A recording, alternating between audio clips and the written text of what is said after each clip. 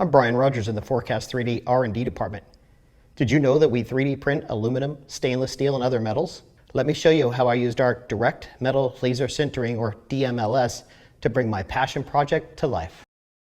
I recreated my favorite BMX bike and converted it from a chain to a belt using Gates carbon drive components. Consider that bikes with belt drives like my previous project here are designed with a removable section in the rear triangle, since belts don't have a master link like a chain and don't come apart to loop over the chainstay. To make this work, I had to create a removable section of my own that would withstand the rigors of BMX riding. We designed a two-piece interlocking coupler. The coupler was 3D printed in stainless steel material. I polished it, then had it welded in place of a short section of chainstay that I cut out. With the coupler in place, I was able to test ride the bike with the belt for the first time.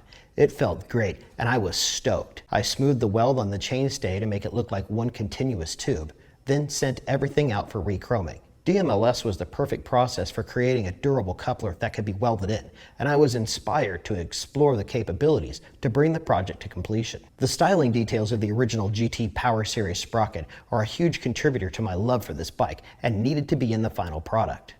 To meet this need, we designed a custom sprocket that combined the original GT styling, but with the inner and outer engagement points and spacing for the carbon drive belt and FSA crankset. Here's how the process works.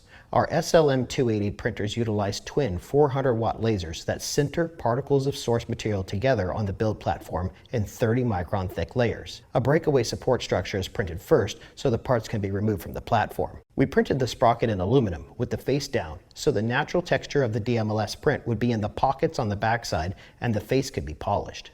My sprocket is 265 layers and took less than 2 hours to build. After a few test rides, I had the sprocket polished and chromed.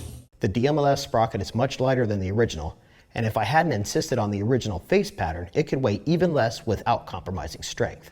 Thanks to the DMLS process, everything I envisioned for this project made it onto the final product. The end result far exceeded my high expectations. You really have to look closely to realize that there's no chain.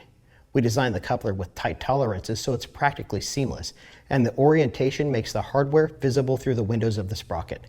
It's fun to watch people try to figure out how the belt got on there, but the ultimate reward is the reaction I get when I point out that parts were 3D printed in metal by Forecast 3D.